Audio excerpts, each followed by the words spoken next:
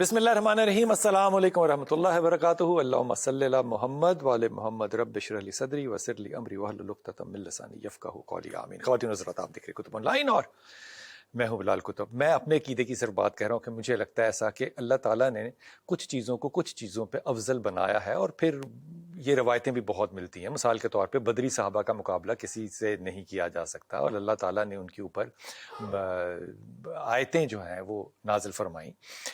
اسی طرح دنوں کے اندر اگر دیکھا جائے تو جمعہ جو دن ہے وہ سردار ہے، پیر کا جو ہے وہ اپنا ایک مقام ہے، جمعرات کا جمعہ اور جمعرات کی درمیانی شب جو ہے اس کے ایک اپنے تقدس ہے۔ اسی طرح مہینوں میں دیکھا جائے تو رمضان کا مہینہ جو ہے وہ سردار ہے، وہ اللہ کا مہینہ ہے، لیکن جو اس سے پہلے کی تیاری ہے وہ رسول پاک صلی اللہ علیہ وسلم سے ہم منسوب کرتے ہیں کہ یہ شعبان کا جو مہینہ ہے یہ رسول پاک صلی اللہ علیہ وسلم سے منسوب ہے۔ وہ منسوب کرنا ایک کیا کہنا چاہیے، فطرتی عمل یا کلچرلی عمل ضرور ہے، لیکن اس میں یوں دیکھیے کہ 2 ہجری میں جب روزے فرض کیے گئے تو جب یہ فرض کرنے والا معاملہ تھا یہ بھی شعبان کا مہینہ تھا، اور جب قبلہ جو ہے اس کو تحویل کیا گیا یہ بھی مہینہ جو تھا شعبان کا تھا، اور کیسا مبارک مہینہ تھا۔ ایک تو بدر کی جنگ ہوئی تھی، ایک بدر ثانی بھی کہتے ہیں، جبکہ کفار نے کہا تھا کہ ہم اگلے سال آگے پھر لڑیں گے، تو بدر ثانی جو ہے وہ بھی اسی میں ہوئی۔ پھر غور فرمائیے کہ امام حسین سلام اللہ علیہ کی جو ولادت ہے وہ بھی 4 ہجری کو اسی مہینے میں ہوئی۔ اللہ تعالیٰ کے رسول کے 2 نکاح جو ہیں حضرت حفصہ سے اور حضرت جویریہ سے وہ بھی شعبان کے مہینے میں ہوئے۔ اس مہینے کی ایک خصوصیت تو میں اپنے علماء کرام سے آج بات کروں گا کہ یہ ضرور لگتی ہے کہ اس مہینے میں کوئی غم کی خبر نہیں ہے، کسی کے شہید ہونے کی، کسی کے وفات پانے کی خبر نہیں ہے، تمام خبریں جو ہیں وہ خوشی کی ہیں۔ اور ظاہر ہے سب سے بڑی خوشی کہ اگلا مہینہ رمضان کا ہے۔ ہمارے پاس ڈاکٹر طارق شریف زادہ، السلام علیکم ڈاکٹر صاحب، خیریت سے ہیں؟ وعلیکم السلام ڈاکٹر صاحب کوئی غلط بات تو نہیں کی؟ بالکل صحیح کہا آپ نے۔ ہمارے ساتھ جناب علامہ عمران مظاہری بھائی ہیں، السلام علیکم، خیریت سے ہیں آپ؟ جی الحمدللہ۔ اور ہمارے ساتھ علامہ اسید الرحمان بھائی، اسید بھائی السلام علیکم۔ جی حضور سب سے پہلے تو اسید بھائی آپ سے اگر میں ابتدا آپ اجازت دیجیے تو شروع کرتا ہوں کہ روزے جو فرض ہوئے وہ شعبان میں ہوئے، یہ جو استقبال رمضان ہے شعبان کو کہنا یہ مناسب ہے بات؟ جی یقیناً یہ مقدمہ ہے رمضان کا جو شعبان ہے، اسے شعبان معظم کہا جاتا ہے، عظمت والا، اور جو دعا ہے جس میں حضور صلی اللہ علیہ وسلم نے برکت مانگی، اللہم بارک لنا فی رجب و شعبان و بلغنا رمضان، تو حضور صلی اللہ علیہ وسلم جب اس میں برکت کی دعا کر رہے ہیں تو یہ عظمت والا مہینہ بھی ہے، برکت والا مہینہ بھی ہے، اور ہمیں اس میں اللہ تعالیٰ سے عظمت بھی مانگنی چاہیے، اس میں برکت بھی ہمیں مانگنی چاہیے۔ بالکل مانگنی چاہیے۔ آپ مظاہری بھائی آپ اس پہ کیا کہیے گا کہ یہ شان رمضان، استقبال رمضان جو ہے یہ وہ مہینہ ہے، اس کا تقدس؟ جی اعوذ باللہ من الشیطان الرجیم، بسم اللہ الرحمن الرحیم۔ رسول اکرم صلی اللہ علیہ وآلہ وسلم کا یہ فرمان واجب الاذان ہے کہ شعبان و شہری۔ جملہ بولا ہے آپ نے، یہ جملہ ذرا دوبارہ بولیے گا ڈاکٹر صاحب، آپ ذرا جملہ ذرا غور فرمائیے گا، کیا جملہ رسول بولا؟ اکرم صلی اللہ علیہ وآلہ وسلم کا فرمان واجب الاذان ہے، واہ کیا جملہ بولا! شعبان و شہری و رمضان و شہر اللہ، کہ رمضان اللہ کا مہینہ ہے اور شعبان میرا مہینہ ہے۔ استقبال رمضان اس کا ایک پہلو ہے، ایک اور بڑا مختلف پہلو ہے جس کی طرف میں توجہ مبذول کروانا چاہتا ہوں، وہ یہ ہے کہ نسبتوں کی جو فہرست ہے بلال بھائی، ان میں سب سے بڑی نسبت جو ہے اور سب سے عظیم نسبت وہ ذات رسول اللہ صلی اللہ علیہ وآلہ وسلم کی ہے۔ یعنی کسی چیز کی کسی بھی چیز سے نسبت ہو، اور ایک چیز کی نسبت رسول خدا صلی اللہ علیہ وآلہ وسلم سے ہو تو ان کا کوئی کمپیریزن نہیں ہے۔ آج سبز رنگ کا اثر جو ہے نا وہ آپ کے مزاج پہ ہوا ہے۔ بسم اللہ، کیا بات ہے، آپ کی کیا بات ہے۔ بالغ نظری کو بھی سلام ہے جی۔ سلامت رہیے، سلامت رہیے۔ تو گزارش یہ ہے کہ یہ جو مہینہ ہے ہمارے ہاں مکتب اہل بیت میں اس کے اوپر احادیث روایات موجود ہیں کہ شعبان کے جو آخری 3 روزے ہیں اگر آپ وہ رکھتے ہیں تو آپ متصل ہو جاتے ہیں رمضان سے، اس کا مطلب ہے کہ آپ نے پورے شعبان کے روزے رکھ لیے ہیں۔ تو افتتاحیہ رمضان کا بھی ہے، اور ایک اور پہلو جس پہ میں خاص طور پہ بات کرنا چاہوں گا آپ کی وساطت سے وہ یہ ہے کہ یہ کربلا کا افتتاحیہ بھی ہے، اللہ اس میں گفتگو نہ کھولیے گا، یہ بڑا، یہ اس پہ میں آتا ہوں. ہائے ہائے ہائے ہائے. تو اس میں جتنے کردار جو ہیں وہ آئے ہیں، رسول اکرم صلی اللہ علیہ وآلہ وسلم نے یہ فرمایا کہ شعبان میرا مہینہ ہے، جبکہ ظاہری اعتبار سے ہم یہ دیکھتے ہیں کہ اس مہینے میں رسول خدا کی نہ آمد ہے، نہ ان کا وصال ہے، نہ بعثت ہے. یہ کیا ریزن ہے کہ رسول خدا صلی اللہ علیہ وآلہ وسلم نے اس مہینے کو اپنی ذات کے ساتھ نسبت دی ہے؟ جو میں نے کہا تھا کہ اس مہینے میں غم نہیں ہے، لیکن آپ نے نشاندہی ہی غم کی کر دی کہ اس میں غم کی ابتدا جو ہے وہ جی پس منظر میں ہو گئی. اب 2 مہینے جو ہیں خاص طور پہ ان 12 مہینوں میں، ایک محرم کا مہینہ اور ایک شعبان، یہ امتیازی حیثیت رکھتے ہیں کہ محرم نے، میں اپنے لفظوں میں یہ کہوں گا کہ محرم ایسا مہینہ ہے جس نے کسی کو آنے نہیں دیا، اور شعبان وہ مہینہ ہے جس نے کسی کو جانے نہیں دیا. ڈاکٹر صاحب اس میں اپنا حصہ ڈالیے. شعبان کی جو وہاں پہ جو ہے وہ بسم رب محمد کریم علیہ الصلوۃ والتسلیم. سب سے پہلے تو یادآوری کا شکریہ. اور آج آپ نے شعبان کی نسبت سے جو محفل جو ہے نا بزم آرائی کی، اس پہ میں آپ کو مبارکباد دیتا ہوں، کیونکہ اس مہینے کی نسبت جو ہے وہ میرے آقا کریم صلی اللہ علیہ وسلم کے ساتھ ہے. حضور کی اور حضور کے پاکیزہ خانوادے کی اس مہینے کے ساتھ اتنی نسبتیں ہیں کہ یقین مانیں کسی بھی اعتبار سے جب آپ سیرت کے طالب علم کے طور پہ حضور کی زندگی کو دیکھتے ہیں تو ربیع الاول کی جیسے ایک اپنی منفرد نسبت ہے حضور کے ساتھ، اسی طرح شعبان کو بھی بڑی منفرد حضور کے ساتھ نسبتیں حاصل ہیں. کچھ کا حوالات آپ نے دیا، کچھ علامہ صاحب نے ان کی طرف نشاندہی کی، لیکن میں امام حجر عسقلانی کا ایک قول جو ہے نا اسے اپنے سامعین و ناظرین کو اس خیر میں شریک کرنا چاہوں گا. آپ یہ کہتے ہیں کہ بہت ساری وجوہات ہو سکتی ہیں جن کی بنیاد پر اسے حضور کا مہینہ کہا جا سکتا ہے، لیکن وہ یہ کہتے ہیں کہ یہ اس لیے بھی حضور کا مہینہ ہے کیونکہ جو قرآن حکیم کے اندر آیت درود ہے، ان اللہ و ملائکتہ یصلون علی النبی، یہ والی آیت مقدسہ جو ہے یہ سرکار دو عالم صلی اللہ علیہ وسلم کے قلب اطہر پر شعبان کے مہینے میں نازل ہوئی. حضرت انس بن مالک سے وہ کیا خوبصورت منظرنامہ ہم تک پہنچا. آپ فرماتے ہیں کہ میں نے دیکھا رسول رحمت صلی اللہ علیہ وسلم تپتی دھوپ کے اندر بقیع کے اندر اپنا سر اقدس جو ہے وہ زمین پر رکھے ہوئے ہیں. میں قریب گیا تو میں نے دیکھا کہ رسول اللہ صلی اللہ علیہ وسلم کی چہرہ اقدس کے اوپر 2 متضاد حالتیں بیک وقت موجود ہیں کہ آپ مسکرا بھی رہے ہیں اور آپ کی چشمان مقدس سے آنسو بھی رواں ہیں. کہتے ہیں جب میں قریب گیا تو رسول رحمت صلی اللہ علیہ وسلم نے مسکراتے ہوئے ان جسے کہتے ہیں نا پرنم آنکھوں کے ساتھ مجھے مخاطب کر کے کہا کہ اے میرے بیٹے انس، آج اللہ نے اپنے ایک راز میں اپنی مخلوق کو شریک کر لیا. اللہ اکبر. کہ اس سے پہلے کسی کو گویا یہ علم نہ تھا کہ اللہ جو ساری کائنات کا خالق ہے، مالک ہے، وارث ہے، وہ لمحہ موجود میں اس کا شغل کیا ہے، اس کی مصروفیت کیا ہے.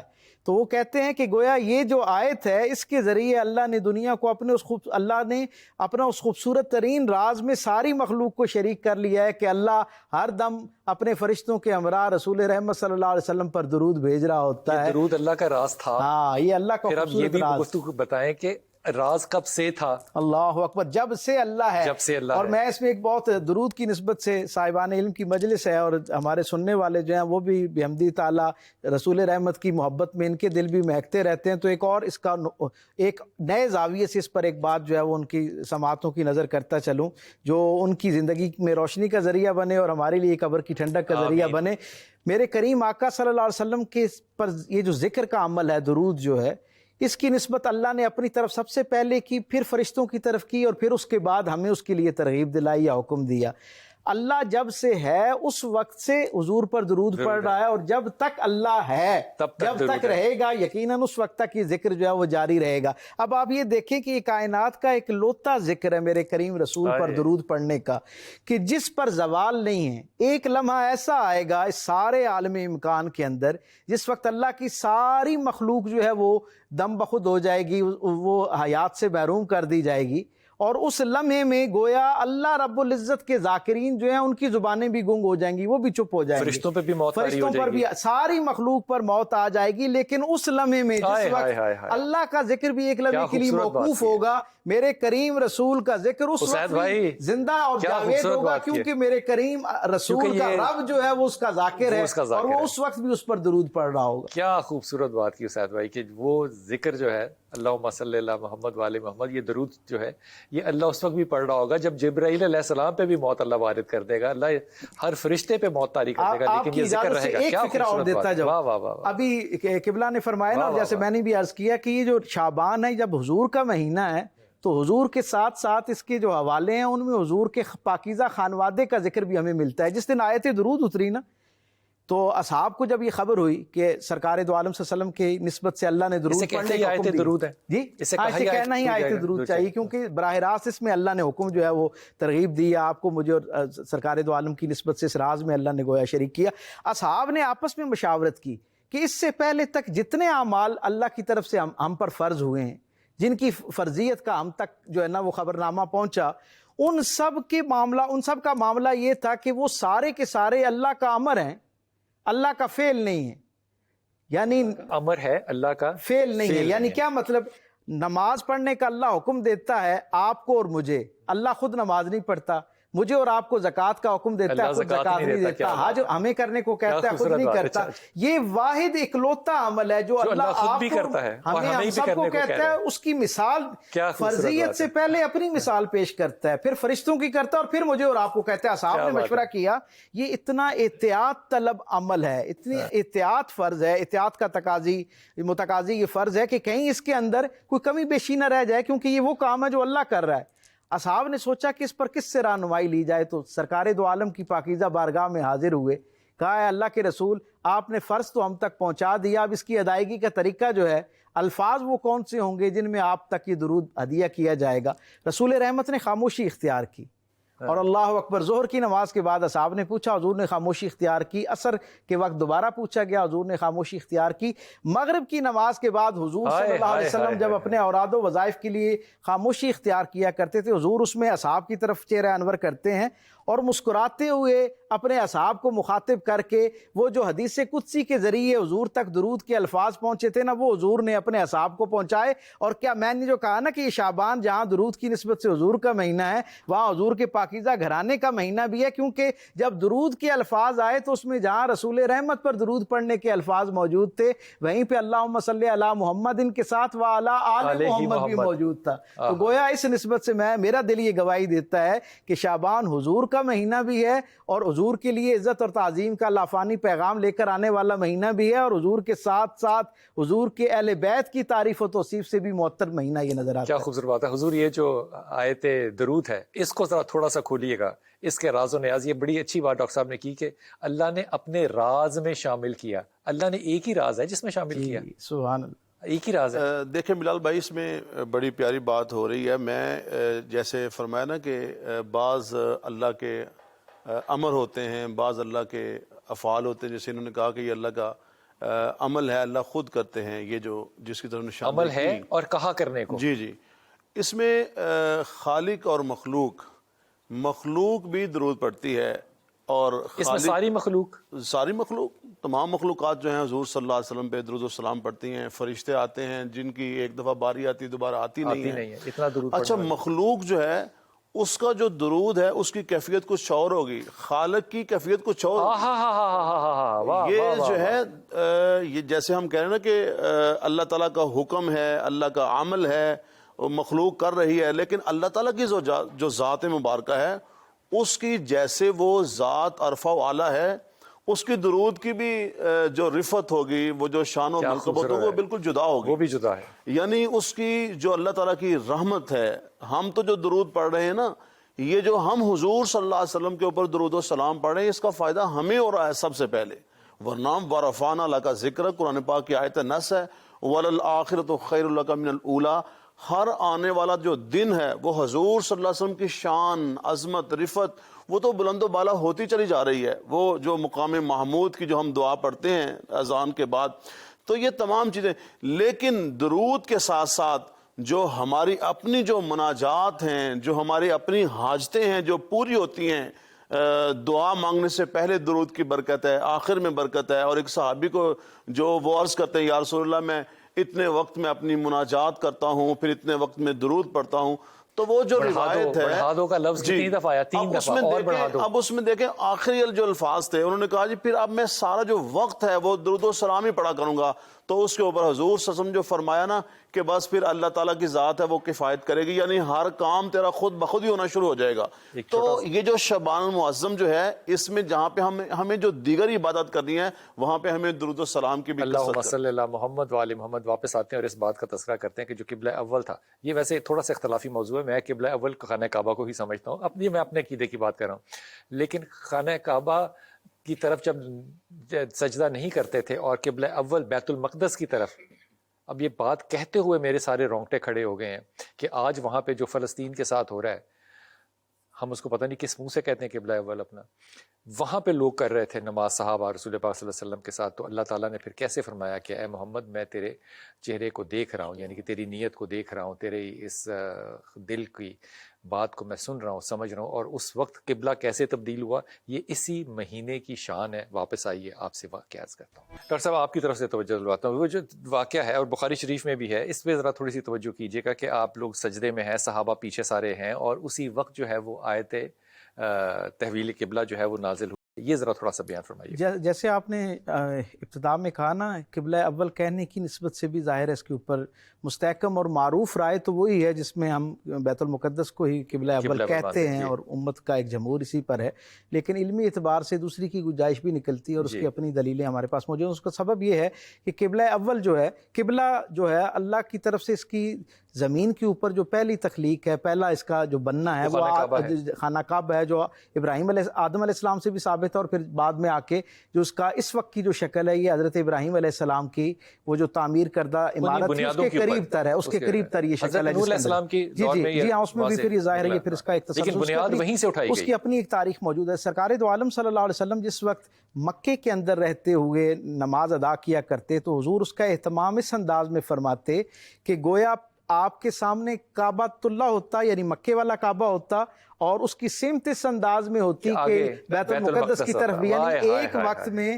سرکار دو عالم کا رخ انور کعبۃ اللہ کی طرف بھی ہوتا اور بیت المقدس کی طرف بھی ہوتا، اور اس نسبت سے حضور جو ہے وہ نماز ادا کیا کرتے تھے۔ یہ معمول جاری رہا۔ جب حضور مدینہ تشریف لائے تو سرکار دو عالم صلی اللہ علیہ وسلم کوئی لگ بھگ 16-17 یا ایک روایت کے مطابق 18 مہینے جو ہیں سرکار دو عالم صلی اللہ علیہ وسلم نے یہاں پر نماز کی جو ادائیگی ہے وہ اس انداز میں کی کہ بیت المقدس، جسے بیت المقدس بھی ہم کہتے ہیں، اس کی طرف جو ہے وہ رخ انور ہوا کرتا اور اصحاب آپ کے پیچھے نماز ادا کیا کرتے۔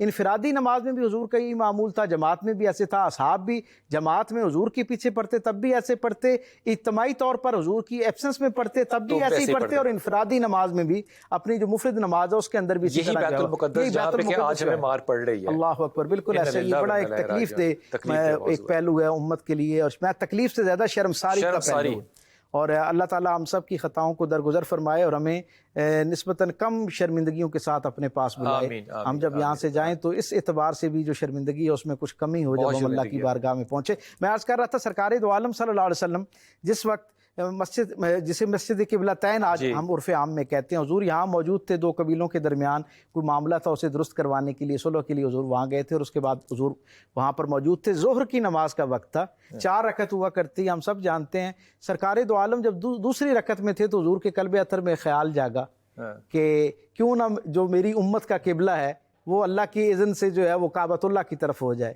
تو کیا یہ اچھا ہو جائے اور ہم اس انداز میں جو ہے وہ گویا اللہ کی عبادت کرنا شروع کر دیں۔ حضور کے قلب اطہر میں اس خیال نے جو ہے وہ پیدائش پائی، اور دیکھیں خیال محمد صلی اللہ علیہ وسلم حکم خدا بن گیا۔ جی سبحان، آپ یہ دیکھیں حضور نے اس کو دعائیہ انداز میں لفظوں میں بھی اللہ کے سامنے نہیں رکھا۔ میں ایک سیرت کے ادنا طالب علم کے طور پہ یہ سمجھتا ہوں کہ پوری سیرت میں نے بڑے اہتمام سے اس پہ غور کیا، کہیں حضور کی دعا لفظوں کی شکل میں موجود نہیں تھی۔ میرے کریم آقا کی رضامندی اللہ کو کتنی محبوب ہے کہ حضور کے دل میں خیال آتا ہے اور میرے آقا کے اس خیال کو اللہ کیسی عزت عطا فرماتا ہے۔ اسی وقت ہی حضور کے قلب اطہر پر وحی کے ذریعے سے یہ پیغام، یہ بشارت پہنچتی ہے کہ ہم آپ کا آسمان کی طرف بار بار اٹھنا جو ہے وہ آپ کی نگاہ کا دیکھتے ہیں، اور آپ کے دل میں جو خیال پنپ رہا ہے اس کی طرف ہماری توجہ، اور ہم یہ سمجھتے ہیں کہ اگر آپ نے یہ خیال کر لیا ہے تو جو محبوب کی رضا وہ ہماری رضا، آپ کا قبلہ اس طرف کر دیا گیا۔ اس سے آگے کا منظرنامہ بڑا دلچسپ ہے۔ رسول رحمت امامت فرما رہے ہیں، پیچھے ایک صف موجود ہے، پھر اس کی پیچھے دوسری صف موجود ہے پوری احتیاط کے ساتھ، اور پیچھے ایک آدھی صف موجود ہے، یعنی 2.5 صفیں جو ہیں حضور کے پیچھے موجود ہیں۔ عرف عام میں آپ اس کو 3 صفیں کہہ سکتے ہیں۔ حضور امامت فرما رہے ہیں گویا سمجھنے سمجھانے کے لیے کہ اس طرف حضور کا رخ انور ہے، اور دل میں خیال پیدا ہوتا ہے، وہی کے ذریعے تائید ہو جاتی ہے. سرکار دو عالم پہلی صف کو کاش فرماتے ہیں، اس کے اندر سے نکلتے ہیں، یکسر رخ انور مڑ جاتا ہے دوسری طرف 180 ڈگری. حضور پہلی صف سے نکلتے ہیں، دوسری تیسری سے نکل کے چوتھی صف جو خالی تھی وہاں پر حضور کھڑے ہو جاتے ہیں اور بالکل وہاں پر امامت فرماتے ہیں. تاریخ یہ بتاتی ہے، امت کے سارے سیرت نگار اس بات پر متفق ہیں، حضور جس صف کو کاش فرمانے کے مرحلے میں تھے نا، جس نے حضور کو دیکھا کہ حضور کا رخ انور تبدیل ہو گیا، اس نے اپنی سمت جو ہے وہ تبدیل کر لی. وہ جو پیر نصیر الدین نصیر کا وہ شعر ہے نا کہ ان صحابہ کی خوشتوار نگاہوں کو سلام، جن کا مسلک تھا طواف رخ زیبا کرنا. واہ واہ واہ واہ، طواف رخ زیبا کرنا. وہ تو حضور کے چہرہ اقدس کی زیارت جو ہے اسی کو عبادت تصور کرتے تھے. حضور یہاں آگے بڑی اہم بات، اور ہے بھی جی بے شک ایسا ہے. ظہر کی نماز حضور فرما رہے ہیں، باقی 2 رکعتیں حضور نے اسی ترتیب سے مکمل فرمائیں. نماز ٹوٹی نہیں، نماز ٹوٹی نہیں، کسی کی نماز نہیں ٹوٹی. اور اس سے اگلا درجہ حضور آپ ذرا تصور کیجئے ان کی ایمان کی کیا حالت تھی، تاکہ ہم سب کو بھی خبر ہو کہ ایمان اصل میں کس چیز کا نام ہے. حضور وہاں سے نماز مکمل کرتے ہیں اور مدینے کی مضافات میں حضور موجود ہیں. گویا حضور وہاں سے اصحاب کو کہتے ہیں اپنی سواریوں پہ بیٹھو، مدینے کی طرف چلتے ہیں، یعنی شہر کی طرف چلتے ہیں، بستی کی طرف چلتے ہیں. حضور وہاں سے آتے ہیں، زور کا وقت تھا، حضور آ کے قیلولہ فرمانا شروع کر دیتے ہیں اپنے گھر کے اندر. کاشانہ نور کے اندر داخل ہوتے ہیں اور آرام فرما ہو جاتے ہیں. عصر کی نماز ہوتی ہے، حضور آتے ہیں اور اصحاب اپنی سمت میں بیٹھے ہیں، حضور اس معمول کو ترتیب توڑتے ہوئے بالکل دوسری سمت میں آ کے کھڑے ہو جاتے ہیں، سب کھڑے ہو جاتے ہیں. آپ تصور کیجئے ظہر کی نماز وہاں حضور کے پیچھے پڑی، کسی ایک آدمی نے تاریخ میں ایک بندہ بھی ایسا نہیں جس نے حضور سے پوچھنا تو دور کی بات ہے، آپس میں ایک دوسرے سے مشورہ کیا ہو کہ بھائی آج یہ کیا ہو گیا. کسی کو اس پر نہ حیرت ہوئی، نہ کسی کو تشکیک کا کوئی شکار ہوا، نہ کسی کے اندر سے جو ہے نا وہ سوال ابھر کے باہر آیا. ظہر کی نماز ایسے پڑھی، عصر کی پڑھی. مغرب کی نماز کے بعد وہ جو آیات کا نزول ہوا تھا نا، وہ ظہر کی نماز میں ہوا تھا، جس میں قرات بالجہر نہیں ہوتی. عموماً معمول یہ تھا کہ نماز کے دوران جب حضور پر وحی آتی تو حضور اس کو بیان فرما دیا کرتے، اسی وقت تلاوت فرما دیا. مغرب تک انتظار ہوا، اور حضور نے جب مغرب میں وہ آیات تلاوت فرمائیں، اصحاب کو بشارت ہوئی، خوشخبری ملی. اصحاب اپنے اپنے گھروں کو چلے گئے، مبارکباد دی. اور ظاہر ہے اہل مدینہ نے اہل مکہ جو مہاجر صحابی تھے ان کو مبارکباد دی کہ قبلہ اول وہ جو قبلہ ہے وہ کعبۃ اللہ کو اللہ نے قرار دے دی ہے. آپ یہ دیکھیں عشاء کی نماز میں اللہ کون سی آیت اتار رہا ہے. جس دن یہ سارا معاملہ ہو گیا نا، اس کے بعد عشاء کی نماز میں اللہ نے حضور کے قلب اطہر پر یہ بشارت اتاری، جس میں وہ تاریخی الفاظ اصحاب رسول کے لیے ہے نا، رضی اللہ عنہم ورضوا عنہ. یعنی گویا آپ یہ دیکھیں کہ بدر کا مارکہ ہو چکا ہے، لیکن یہ رضی اللہ عنہم ورضوا عنہ کی بشارت نہیں آئی. حالانکہ بدری صحابیوں کا مقام اپنی جگہ پہ، اس پہ کیا رائے دی جا سکتی ہے. لیکن وہ جو غیر مشروط حضور کی اتباع ہے نا، جس میں سوال تک دل میں پیدا نہ ہو، زبان پہ آنا تو دور کی بات ہے، دل میں بھی نہ پیدا ہو، تو اللہ اس کے بعد انعام کے طور پہ وہ جو ہمیشہ کا راضی نامہ اس کا اعلان فرما دیا. عمران بھائی درود کے اوپر آپ اس بات کو کنٹینیو کیجئے، درود پہ آپ جو جملہ کہنا چاہ رہے تھے. جی میں عرض کرنا چاہتا تھا کہ درود جو ہے وہ محض ایک ذکر نہیں ہے، درود ایک نظام کا نام ہے، درود ایک سسٹم ہے. ایسا نہیں ہے کہ اللہ نے کہا کہ درود پڑھو اور ہم محض بس یہ کہہ کے سمجھیں کہ امر ربی جو ہے وہ یہ صرف ذکر نہیں ہے، ایک نظام کا نام ہے. جی ایک سسٹم ہے. اور وہ سسٹم کیا ہے کہ سرکار صادق الفطرت علیہ السلام سے پوچھا گیا کہ فرزند رسول، خدا یہ کہتا ہے کہ ان اللہ و ملائکتہ یصلون علی النبی یا ایھا الذین آمنوا صلوا علیہ وسلموا تسلیما. تو اللہ اور اس کے فرشتے درود بھیجتے ہیں، اور صاحبان ایمان سے بھی کہا گیا کہ وہ درود بھیجیں اور سلموا تسلیما. تو یہ کیا ہے؟ ہم جب درود پڑھتے ہیں تو کیا ہے، جب خدا پڑھتا ہے تو کیا ہے، اور یہ جو گھرانہ جن پر پڑھا جاتا ہے ان پر پڑھنے کا مقصد کیا ہے؟ کیا بات. تو انہوں نے یہ فرمایا کہ ہماری طرف سے یعنی مخلوق کی طرف سے درود جو ہے وہ طلب رحمت ہے.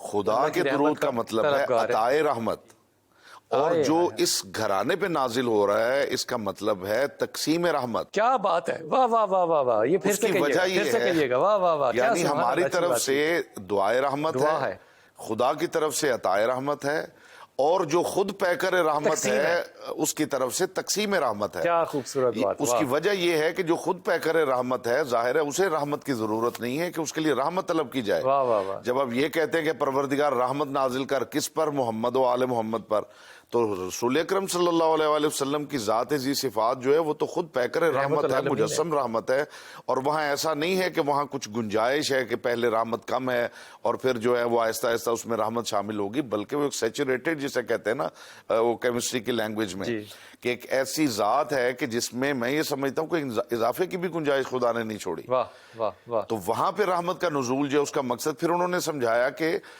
ان کے لیے رحمت مانگنے کا مقصد کیا ہے، تو انہوں نے فرمایا کہ یہ بالکل ایسا ہے جیسے ایک شخص کے سر پہ پانی کا پیالہ ہو اور وہ بھرا ہوا ہو، جی، اور اس میں جب اور پانی ڈالا جائے گا تو چھلک جائے گا، تو وہ چھلک جائے گا، اور جس نے وہ پیالہ اٹھا رکھا ہے اس کے کپڑے جو ہیں وہ بھیگ جائیں گے۔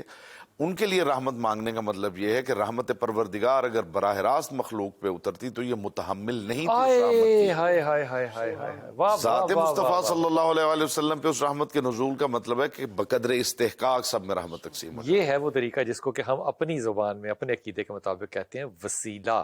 واپس آتے ہیں اور بات کرتے ہیں امام حسین کی پیدائش کی۔ بسم اللہ الرحمن الرحیم۔ امام کی پیدائش، امام حسین کی پیدائش بھی اسی ماہ میں ہے، لیکن تحویل قبلہ پہ آپ بات کرنا چاہ رہے تھے، وہ پہلے فرما لیجئے۔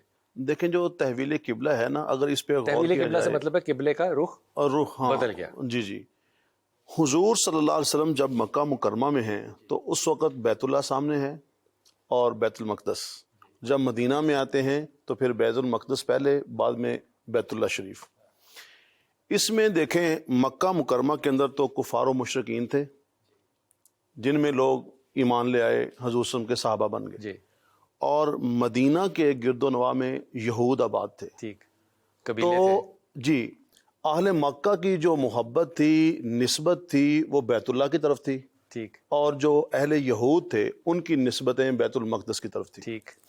تو یہ جو تحویل قبلہ ہے نا، یہ ایک امتحان تھا کہ یہ جو لوگ حضور صلی اللہ علیہ وسلم کے اوپر ایمان لے آئے ہیں، ان کی محبت اور یہ دل کس ان طرف کی ہے؟ محبتیں مکانوں کے ساتھ ہیں، جگہوں کے ساتھ ہیں، یا اللہ کے امر اور حضور صلی اللہ علیہ وسلم کی اطاعت کے ساتھ واہ ہیں؟ واہ واہ، یہ دیکھنا تھا اصل مقصد جو تھا۔ واہ واہ، جیسے ابھی ڈاکٹر صاحب کہہ رہے تھے نا کہ انہوں نے پوچھا ہی نہیں، آپس میں مشورہ ہی نہیں کیا۔ وہ جو لوگ جو بیر بکریوں کے اوپر، چشموں کے اوپر لڑنے والے تھے، اور صدیوں لڑتے رہتے تھے، صدیوں، خاندان لڑتے یعنی تھے۔ وہ اثار و قربانی کے اس طرح پیکر بن گئے کہ قرآن کہہ رہا ہے وَيُؤْثِرُونَ عَلَىٰ أَنفُسِهِمْ وَلَوْ كَانَ بِهِمْ خَصَاصَةٌ، وہ دوسروں کو ان کا حق نہیں دیتے تھے بلکہ اپنا حق بھی ان کو دینے کے لیے تیار ہو گئے۔ تو ان کا ایک امتحان تھا جو قرآن کہتا ہے أُولَٰئِكَ الَّذِينَ امْتَحَنَ اللَّهُ قُلُوبَهُمْ لِلتَّقْوَىٰ، اللہ نے ان کا امتحان لیا۔ یہ تمام صحابہ کے اندر یہ صفات موجود تھیں، یعنی کہ حضور صلی اللہ علیہ وسلم کی جو صحابہ، دیکھیں اب نماز پڑھ رہے ہیں تو جیسے ہی رخ چینج ہوتا ہے تو ویسے ہی رخ چینج کر لینا، یہ ان کا امتحان ہو رہا تھا کہ حضور صلی اللہ علیہ وسلم جس مقصد کے لیے دنیا میں مبعوث ہوئے تھے، حضور صلی اللہ علیہ وسلم نے وہ منصب ادا کر دیا۔ جو تربیت کرنے آئے تھے، جو تزکیہ کرنے آئے تھے، وہ تزکیہ ہو گیا، وہ تعلیم مل گئی، وہ تربیت ہو گئی۔ یہ اس کے اشارے تھے بہت سی جگہوں پر۔ یہ بھی اس کا ایک اہم پوائنٹ ہے کہ حضور صلی اللہ علیہ وسلم کے جو صحابہ تھے وہ اطاعت اور اتباع میں کامل درجے پہ پہنچ چکے تھے۔ یہود سے بڑا الگ ایک لائن کھینچ دیکھیں سر جی، مدینہ میں بیت اللہ، مدینہ کے اندر تو دیکھیں آپ سوچ سکتے ہیں کہ وہ بیت اللہ کی طرف رخ، لیکن بیت المقدس سے رخ موڑنا، وہ جو یہودی ایمان لا چکے ہیں، اب ان کا امتحان تھا کہ وہ حضور جو ایمان لا چکے ہیں، اب ان کے دل کا امتحان تھا۔ یہ دیکھیں مکہ میں بھی امتحان تھا، کفار و مشرکین تھا۔ اب مدینہ طیبہ کے اندر چند لوگ تو وہ تھے جو مکہ کے باسی تھے، جو حضور صلی اللہ علیہ وسلم کے ساتھ آ گئے۔ اب ان کے لیے بیت اللہ کو چھوڑنا بڑی بات تھی، اور مدینہ والوں کے لیے بیت المقدس کو چھوڑنا۔ لیکن جب وہ دونوں مل گئے اور دونوں کے لیے انہوں نے دیکھا کہ اللہ کا امر اور حضور صلی اللہ علیہ وسلم کی اطاعت، آج بھی جو مسلم امہ ہے، ہمارا رخ تو بیت اللہ کی طرف ہے، لیکن جو ہمارا سجدہ ہے وہ اللہ تعالیٰ کی ذات کو ہے، اللہ کے امر کو ہے۔ ہم حضور صلی اللہ علیہ وسلم کے جو اوامر ہیں ان کو حضور صلی اللہ علیہ وسلم کی اطاعت میں دیکھتے ہیں۔ اگر وہ حضور صلی اللہ علیہ وسلم کی اطاعت اور اتباع سے ہٹے ہوں گے تو پھر وہ نہ اللہ کے حکم ہوں گے، نہ پھر وہ دین ہوگا، نہ وہ شریعت ہوگی۔ تو تحویل جو قبلہ تھی، اس میں سب سے اہم پوائنٹ یہ تھا کہ حضور صلی اللہ علیہ وسلم نے ان کا تزکیہ کر دیا، ان کی تربیت کر دی۔ اسی لیے فَإِنْ آمَنُوا بِمِثْلِ مَا آمَنْتُمْ بِهِ فَقَدِ اهْتَدَوْا، حضور صلی اللہ علیہ وسلم کے اوپر ایمان والے جو صحابہ تھے ان کو رضی اللہ عنہم ورضوا عنہ بھی کہہ دیا اور امت کے لیے ان کو معیار اور کسوٹی بھی بنا دی. کیا خوبصورت بات. حضور اقدس یہ جو گفتگو آپ نے کی ہے نا یہ دل کو چھو کے گزر گئی, اور اس طرف کبھی نا میرا ذاتی طور پہ میں تو اس بات کو بالکل مانتا ہوں, میرا اس طرف کبھی دھیان نہیں گیا تھا کہ یہ جو تحویل قبلہ ہے یہ ان یہودیوں کا نہیں نو مسلمانوں کا بہت بڑا امتحان تھا, جن کے دل جو تھے وہ بیت المقدس میں اٹکے ہوئے تھے, لیکن اللہ کے رسول کے پیچھے اتباع رسول تو تھی. اب یہاں پہ جیتا کون؟ اتباع رسول صلی اللہ علیہ وسلم. حضور اقدس عمران بھائی یہ بہت ہی مبارک مہینہ اس لیے بھی ہے کہ امام حسین رضی اللہ کی جو ہے وہ پیدائش کا یہ دن ہے. یہ امام کی پیدائش کو اس مہینے سے جوڑنے کے پیچھے بھی کوئی فلسفہ ہے؟ جی بلال بھائی, ایک تو میں یہ عرض کروں کہ صرف امام حسین علیہ السلام نہیں, جیسے میں نے عرض کیا کہ کربلا کا افتتاحیہ ہے. کیسے؟ اس میں یکم شعبان جناب زینب علیہ مقام صلوات اللہ علیہ کی آمد ہے, 3 شعبان امام حسین علیہ السلام کی آمد ہے, 4 شعبان جناب عباس علمدار علیہ السلام کی آمد ہے, 7 شعبان جناب قاسم ابن حسن علیہ السلام کی آمد ہے, 11 شعبان شبیہ رسول خدا صلی اللہ علیہ وآلہ وسلم جناب علی اکبر علیہ السلام کی آمد ہے, اور 15 جو ہے اس میں سرکار مہدی علیہ السلام کی آمد ہے. سب ہیپی برتھ ڈے سے بھرا ہوا ہے. ہیپی برتھ ڈے سے بھرا ہوا. واہ واہ. اچھا اب یہ جتنے کیریکٹرز ہیں آپ دیکھیں, جناب زینب علیہ مقام صلوات اللہ علیہ, امام حسین علیہ السلام, اچھا پھر 4 کو امام زین العابدین علیہ السلام, یہ جتنے کیریکٹرز ہیں یہ سارے کربلا کے کیریکٹرز ہیں. اچھا اگلی جو بات ہے اہم وہ یہ ہے کہ یہ جتنے افراد ہیں ان کو اگر آپ نسبت ان کی دیکھیں گے تو یکم شعبان جناب زینب علیہ مقام صلوات اللہ علیہ جو اس بی بی کا جز ہیں کہ جنہیں رسول خدا نے فرمایا فاطمہ تو بذات منی, یعنی جزو رسالت کا جز. اب دیکھیں کہ یہ لنک کیسے ہوتا ہے رسول خدا صلی اللہ علیہ وآلہ وسلم کے ساتھ کہ یہ میرا مہینہ ہے, یعنی وہ بیٹی جسے بضع مصطفیٰ کہا گیا ہے, جزو رسالت کہا گیا ہے, رسول اللہ نے اپنا ٹکڑا قرار دیا ہے, آگے ان کی بیٹی ہیں جو ان کا ٹکڑا ہے. 3 شعبان امام حسین علیہ السلام آتے ہیں جن کے بارے میں رسول خدا کا یہ فرمان ہے حسین منی و انا من الحسین. 4 شعبان کو جناب عباس علمدار آتے ہیں جو اس کا جز ہیں جسے رسول خدا نے فرمایا یا علی لحموں کا لحمی, دموں کا دمی, جسموں کا جسمی, نفسوں کا نفسی, روحوں کا روحی, حربوں کا حربی, ضربوں کا ضربی, سلموں کا سلمی. اے علی تیرا گوشت میرا گوشت ہے, تیرا خون میرا خون ہے, تیری ہڈیاں میری ہڈیاں ہیں, تیرا نفس میرا نفس ہے, تیری جان میری جان ہے.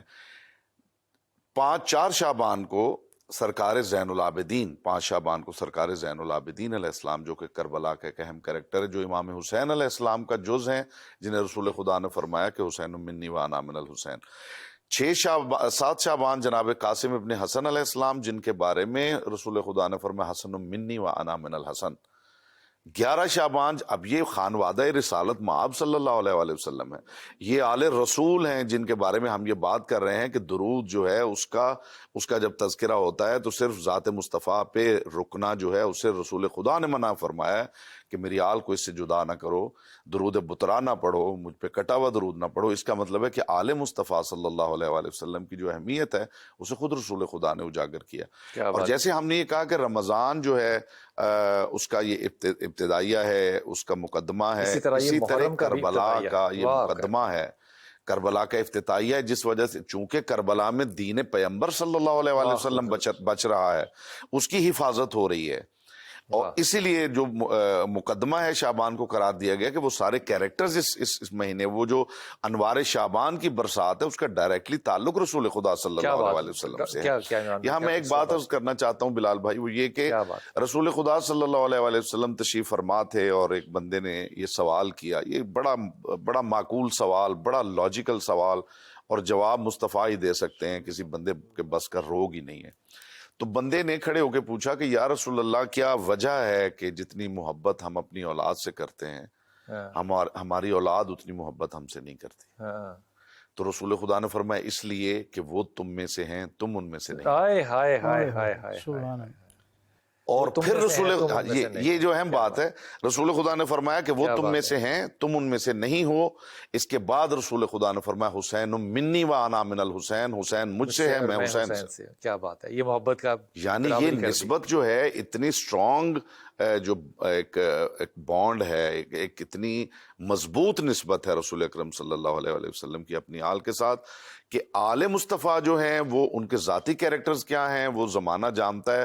اس سے ہٹ کے دین مصطفی صلی اللہ علیہ وآلہ وسلم کے لیے، دین پروردگار کے لیے اس پورے زمانے میں سے جو افراد سامنے آئے ہیں اور جنہوں نے قربانیاں پیش کی ہیں اور جنہوں نے وہ علم جا کے، یعنی کربلا میں امام حسین علیہ السلام نے جنگ جیتی ہے، لیکن فتح کا اعلان تب ہوتا ہے جب دارالحکومت پہ قبضہ کیا جائے. کیا بات. اور وہ زینب علیہ مقام صلوات اللہ علیہا یہاں سے گئی ہیں اور دارالحکومت پہ انہوں نے جو ہے وہ علم نصب کیا ہے اور دارالحکومت پہ قبضہ کیا ہے، حتیٰ کہ کہنا پڑا کہ جی ہم آپ کو واپس بھیجتے ہیں، لوٹا ہوا مال واپس دیتے ہیں. اس کے باوجود بی بی نے کہا کہ نہیں، میری شرط یہ ہے کہ میں یہاں رکوں گی اور میں لوگوں کو بتاؤں گی کہ جسے مارا گیا ہے وہ رسول اللہ کا بیٹا تھا. یہ باتیں سن کے آپ کا ایمان جو ہے وہ تازہ نہیں ہوتا کہ شعبان کا مہینہ کیوں محمد نے صلی اللہ علیہ وسلم نے اپنے سے نسبت دی کہ یہ نسبت جو ہے وہ میری ہے، کیونکہ اس پہ سارے اہل بیت جو ہیں وہ کس طرح سے شامل ہے. لیکن یہ نقطہ جو ہے یہ بھی ذہن میں رکھیے گا کہ کہاں رمضان کا جو ابتدائیہ ہے اس کی طرف ہم جا رہے ہیں، استقبال رمضان ہے. اور اس کے ساتھ جو ہے یہ جملہ لفظوں میں کہہ رہا ہوں، ایسا معنی نہیں ہے، یہ استقبال کربلا بھی ہے. چھوٹا سا وقفہ، واپس آتے ہیں. بسم اللہ الرحمن الرحیم. ڈاکٹر صاحب، اس مہینے میں اتنی زیادہ ہستیاں اور اتنی زیادہ شخصیتیں ہیں کہ ہر ایک کا تذکرہ کرنا جو ہے وہ اتنے سے وقت میں، قلیل وقت میں تو ناممکن ہے. سب سے پہلے تو توجہ فرمائیے کہ اس میں پہلی شعبان جو ہے اس میں سیدہ زینب سلام اللہ کی جو ہے وہ پیدائش ہے، پھر امام حسین کی پیدائش ہے، پھر حضرت عباس کی پیدائش ہے. اب یہ جو لڑی ہے نا، یہ ایک وفا کی لڑی ہے، کربلا سے تو منسوب ہے، ایک وفا کی لڑی ہے. اس میں سب سے پہلے تو مجھے یہ فرمائیے کہ امام حسین جو ہیں ان کی پیدائش کی جو فضیلت ہے اور ان کی جو بچپن کی جو خصوصیات ہیں. دیکھیں کیا خوبصورت عنوان ہے، اور اس پہ جتنی گفتگو کریں دل سے دماغ کو جاتے ہوئے سارے رستے معطر ہونا شروع ہو جاتے ہیں. قبلہ نے امام حسین علیہ السلام کی پیدائش کی نسبت سے ہمیں توجہ دلائی تو مجھے وہ منظرنامہ میرے ذہن کے سامنے آ گیا. جتنے انبیاء و مرسلین اپنی امتوں کے سامنے سرکار رسالت مآب صلی اللہ علیہ وسلم کا تذکرہ کرتے ہیں نا، تو حضور کے اسم گرامی کے ساتھ حصول برکت کے لیے، یعنی حصول برکت کے لیے کیا کہتے؟ فدا کا امی و ابی، ہمارے ماں باپ پر قربان.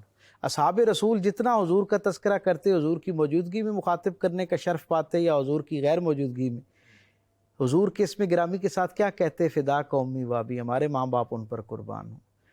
امت کے سارے صلحاء جتنے صالحین ہیں جب حضور کا ذکر کرتے ہیں لفظوں کے ساتھ یا اپنی قلبی کیفیت کے ساتھ ہمیشہ کیا کہتے ہیں؟ فدا کا امی و ابی، ہمارے ماں باپ ختمی مرتبت کے قدمین پر قربان ہوں. تاریخ کا کیا منفرد منظرنامہ ہے.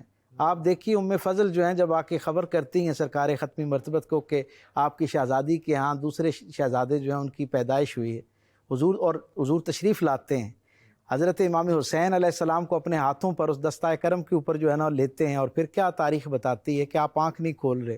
میرے کریم آقا کی طرف جب دیکھنا شروع کرتے ہیں تو کیا ہوتا ہے؟ آنکھ کھلتی ہے تو حضرت امام حسین کے سامنے اللہ کا تخلیق کردہ جو منظر نامہ، اس میں پہلا چہرہ جو جس کی زیارت سے مشرف ہوتے ہیں وہ رسالت مآب صلی اللہ علیہ وسلم کا چہرہ ہے.